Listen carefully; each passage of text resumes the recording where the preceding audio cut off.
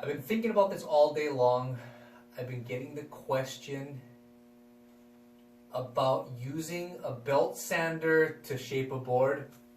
I don't know, I've never tried it, so let's see.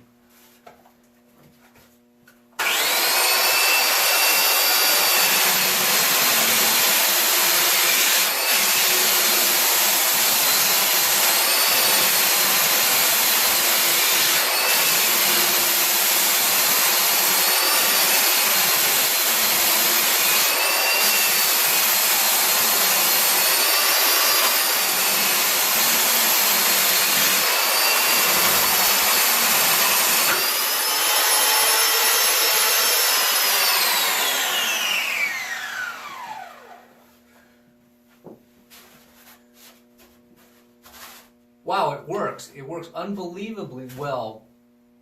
But I broke the belt just because it's so old I never used it. Well, I'm impressed.